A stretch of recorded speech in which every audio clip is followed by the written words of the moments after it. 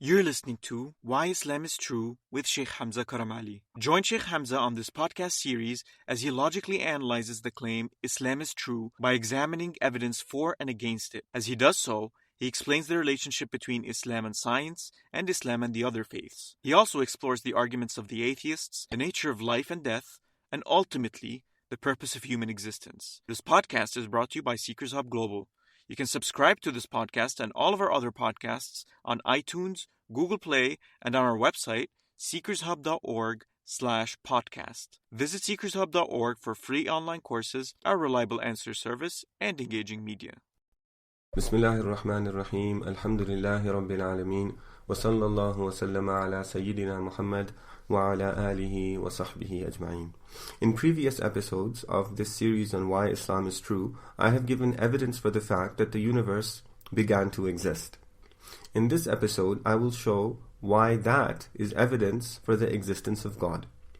If the universe began to exist, it is evidence for the existence of a being that did not begin to exist.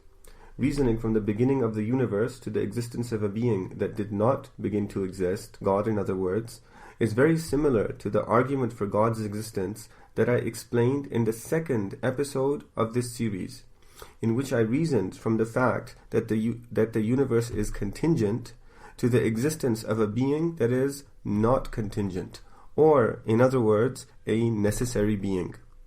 I showed that any contingent fact in the universe, the night, the day, the direction of the wind, the qualities of the seas, the stars, the planets, everything needs something else to make it true.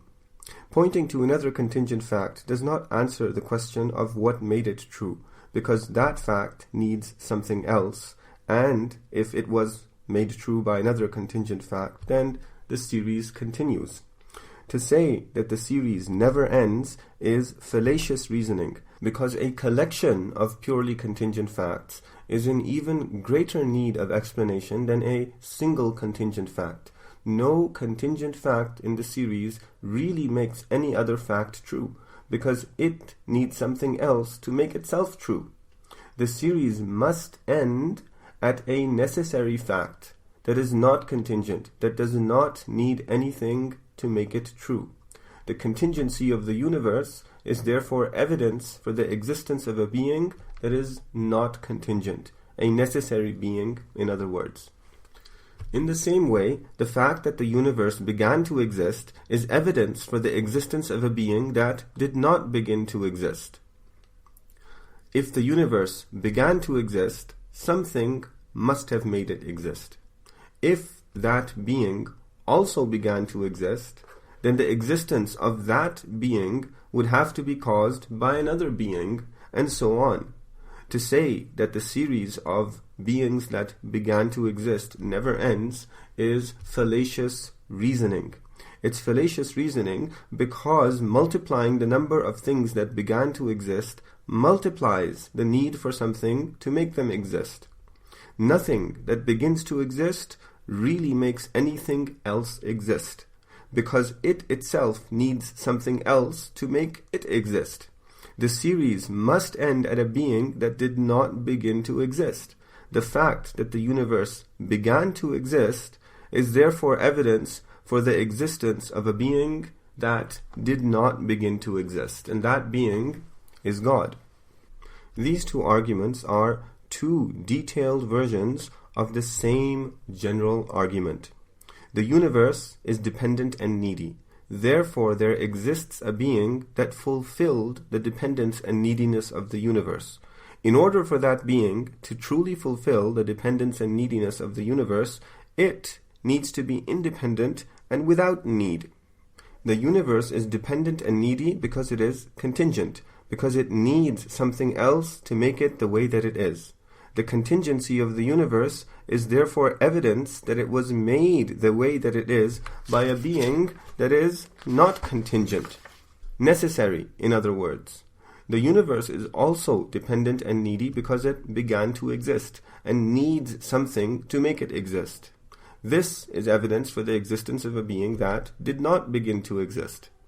If you think carefully about the meaning of necessity and beginninglessness, you will see that the fact that a being exists necessarily entails that it did not begin to exist. What it means for it to exist necessarily is that it doesn't need anything to make it exist. This means that it could not have begun to exist, because anything that begins to exist does need something to make it exist.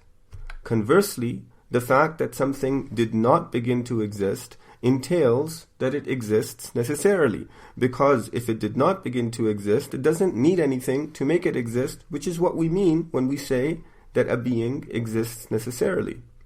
The verses in the Quran that call us to reflect on the universe and its phenomena are all arguing that the universe is evidence for the existence of God.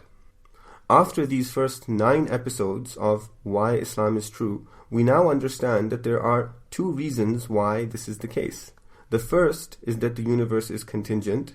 The second is that it began to exist. Through its contingency, the universe is evidence for the existence of a necessary being. Through the fact that it began to exist, it is evidence for the existence of a being that did not begin to exist. وصلى الله على سيدنا محمد وعلى آله وصحبه وسلم والله سبحانه وتعالى أعلم وهو حسبنا ونعم الوكيل.